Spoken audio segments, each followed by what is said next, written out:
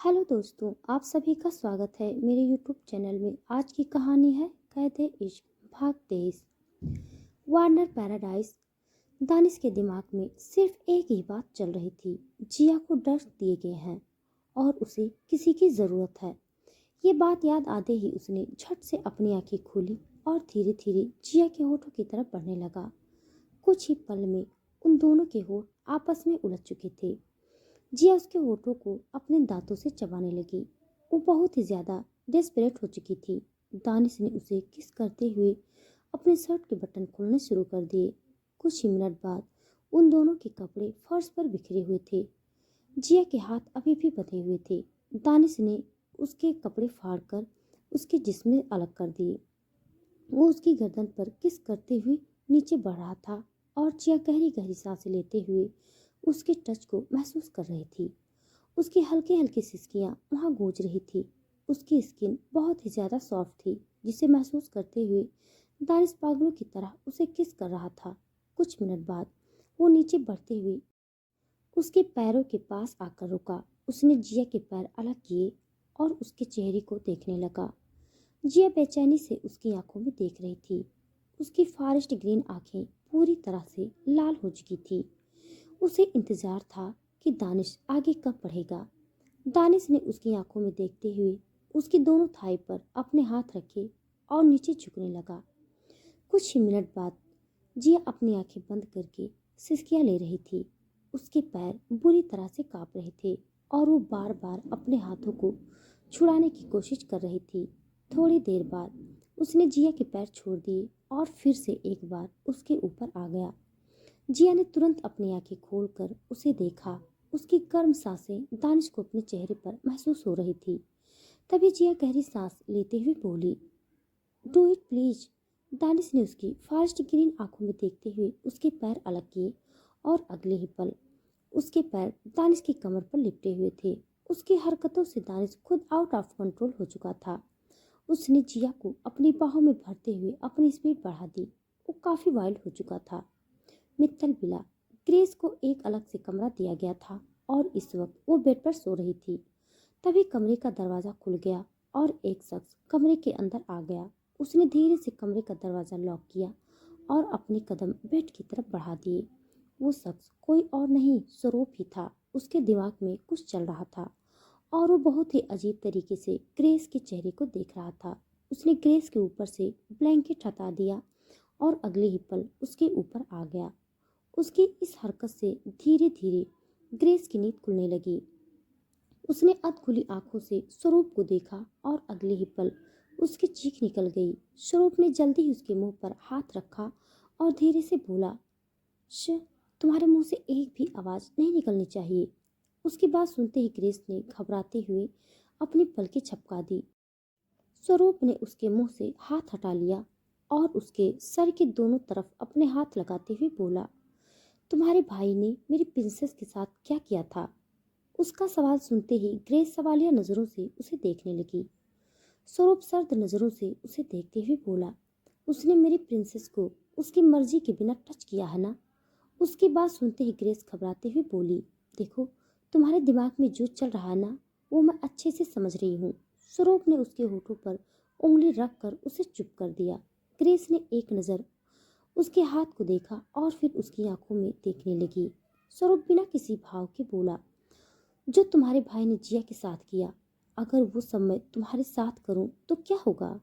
उसके इतना कहते ही ग्रेस की आंखें हैरानी से बड़ी हो गई। वो जल्दी से बोली, मेरे भाई ने कुछ नहीं किया, तुम गलत सोच रही हो। स्वरूप ने उसके बालों को अपनी मुट्ठी में भर लिया और गुस्से से बोला, उसने सबके सामने जिया को किस किया। तुम भी वहीं पर थी ना?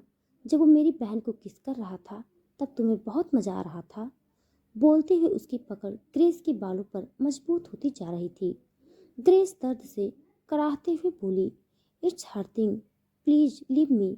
दर्द के मारे उसकी आंखों में आंसू भरने लगे थे। स्वरूप बेहद डरावनी आवाज में बोला, तुम्हें दर्द हो रहा है और जो दर्द जिया झेल रही है उसका क्या? ग्रेस रूधे गले से बोली, तुम गलत समझ रही हो, भाई ने कुछ नहीं किया उसके साथ। तभी उसकी जोरदार चीख निकल गई। स्वरूप उसके बाल खींचते हुए बोला, उसने क्या किया है वो मैं अपनी आंखों से देख चुका हूँ। बोलते हुए उसने ग्रेस के बालों को छोड़ दिया और अपनी बेल्ट खोलने लगा। उसे बेल्ट निकालते देखकर इधर ग्रेस की सांसें तेज हो गई। वो घबराते हुए बोली, तुम क्या करने वाले हो? तभी स्वरूप ने उसके दोनों हाथ उसके सर के ऊपर लगाते हुए बेल्ट से बांध दिए। ग्रेस की आंखों में रुके हुए आंसू उसकी आंखों के कोनों से बहते हुए पिलों पर गिरने लगे।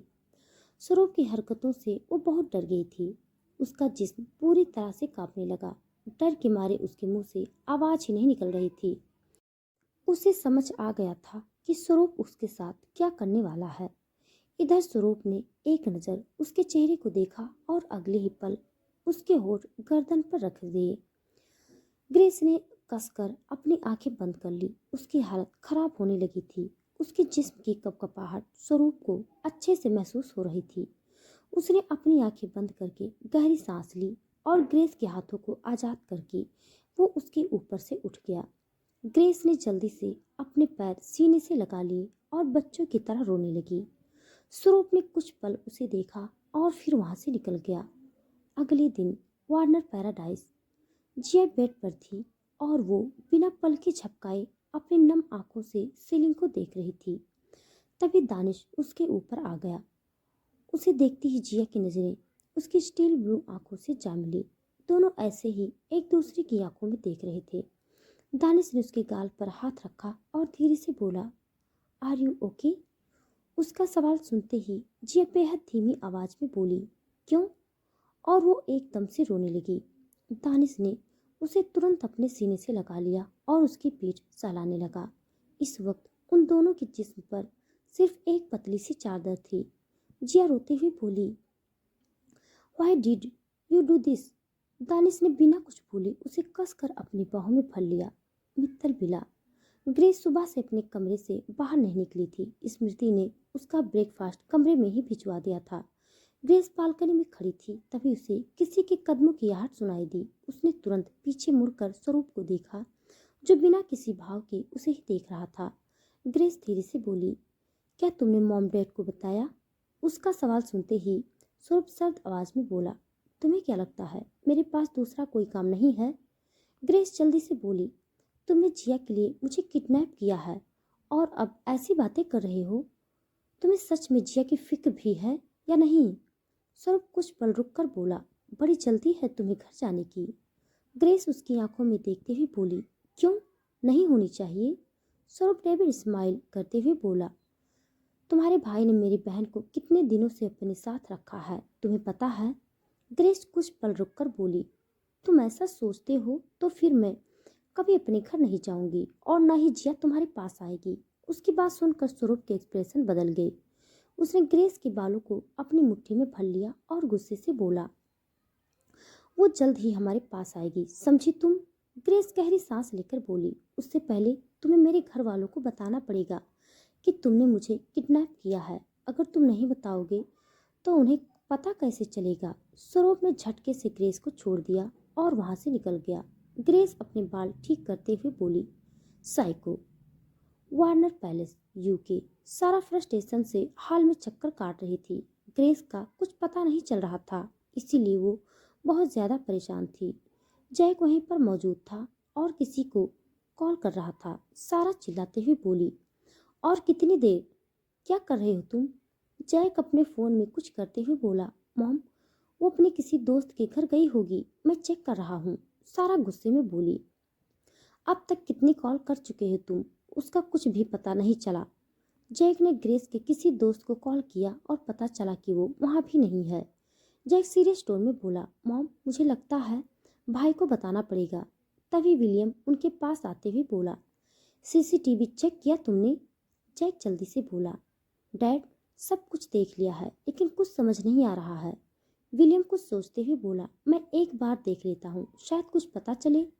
तभी एक आदमी वहाँ आ गया और जल्दी से बोला, बॉस, सीसीटीवी के साथ किसी ने छेड़खानी की है। जो फुटेज जैक सर ने देखी वो एक लूप में चल रही थी, इसलिए ग्रेस मैम के बारे में कुछ पता नहीं चला। उसकी बात सुनते ही सारा घबराते हुए बोली, विलियम, ये बहुत ही सीरियस मैटर है, तुम दानिश को कॉल करो प्लीज। विलियम ने जल्दी से अपना फ़ोन निकाला और दानिश को कॉल लगा दिया। Warner paradise, India. दानिश का बेडरूम। जिया बाथरूम में मिरर के सामने खड़ी थी। वो खुद को ही बड़े गौर से देख रही थी। उसके सीने से लेकर नीचे तक लव बाइट्स के निशान थे जो दानिश ने उसे दिए थे। उसने धीरे से अपनी गर्दन पर उंगली रखी और खुद से ही बोली, यही चाहिए था ना उसे, और उसने हासिल कर लिया। उसने मेरी मर्जी के बिना मुझे टच किया। बोलते हुए उसकी आंखों में नमी तैर गई। करीब 10 मिनट बाद वो बाथरूम से बाहर आई। उसे चलने में थोड़ी प्रॉब्लम हो रही थी। वो जैसे ही बाहर आई, दानिश ने उसे गोद में उठा लिया। वो बाहर ही खड़े होकर जिया के बाहर आने का इंतजार कर रहा था। जिया हैरानी से उसे देखने लगी। वो बहुत गुस्सा आ रहा था, लेकिन फिलहाल वो इस हालत में नहीं थी कि दानिश के साथ बहस कर सके। दानिश ने उसे आराम से बेड पर बिठा दिया और खुद उसके सामने बैठ गया। उसने साइड टेबल से खाने की प्लेट उठा ली और खाने का एक बाइट जिया की तरफ बढ़ा दिया। जिया गुस्से से उसे घूर रही थी। दानिश शांत लहजे में बोला, जल्दी से खा लो, इसके बाद तुम्हें मेडिसिन लेनी है। जिया ने अपना चेहरा दूसरी तरफ कर लिया और धीरे से बोली, मुझे नहीं खाना। दानिश ने उसकी गाल पर हाथ रखकर उसका चेहरा अपनी तरफ किया और प्यार से बोला, तुम जानती हो तुम्हारे साथ क्या हुआ था? उस आदमी ने तुम्हें ड्रग्स दिए थे। अगर मैं तुम्हारे करीब नहीं आता तो। जिया बीच में ही बोली, तो क्या? ज़्यादा से ज़्यादा क्या हो जाता? मैं मर जाती। इससे तुम्हें क्या? बोलते हुए उसकी आंखों में आंसू भरने लगे। दानिश ने उसके बालों को मुट्ठी में भर लिया और उसके चेहरे के करीब जाकर बोला, listen to me very carefully. जब तक मैं जिंदा हूँ तब तक तुम्हें कुछ नहीं होने दूंगा। मुझे किसी भी हद तक जाना पड़े तो भी मैं जाऊंगा, समझी तुम? जिया रोते हुए चुपचाप उसे देखने लगी। दानिश ने उसके बाल छोड़ दिए और उसके फोरहेड पर किस कर लिया। जिया सिसकते हुए दूसरी तरफ देखने लगी। दानिश ने फिर से एक बार खाने का बाइट उसकी तरफ बढ़ाया और धीरे से बोला, प्लीज खा लो, मेरे नहीं तो अपने लिए। जिया ने बिना उसकी तरफ देखे अपना मुंह खोला। वो रोते हुए खाना खा रही थी और उसका रोना देखकर दानिश का दिमाग खराब हो रहा था। कुछ मिनट बाद जिया ने पूरा खाना खत्म कर दिया था। दानिश ने 2 मेडिसिन उसकी तरफ बढ़ा दी, एक पेन किलर और दूसरी बर्थ कंट्रोल की थी। जिया ने चुपचाप मेडिसिन खा ली और बेड पर लेट गई। उसकी बॉडी में बहुत दर्द हो रहा था, इसीलिए उसे नींद की जरूरत थी। दानिश ने उसे ब्लैंकेट से कवर कर दिया। तभी उसका फोन बजने लगा। उसने दूसरी तरफ जाकर कॉल रिसीव कर ली। सामने से विलियम की बात सुनते ही दानिश हैरानी से बोला, व्हाट? ये सब कब हुआ? और सिक्योरिटी क्या कर रही थी? सामने से विलियम बोला, सीसीटीवी के साथ छेड़खानी हुई है, इसलिए सिक्योरिटी वाले कुछ नहीं कर पाए। दानिश गुस्से से बोला, डैड, उन लोगों को एक्सक्यूज देने के पैसे नहीं मिलते। अगर ग्रेस के साथ कुछ भी हुआ तो कोई जिंदा नहीं बचेगा। बोलकर उसने कॉल काट दिया और तेज कदमों से कमरे से बाहर निकल गया। तो दोस्तों, आज के लिए बस इतना। इसके आगे का भाग जानने के लिए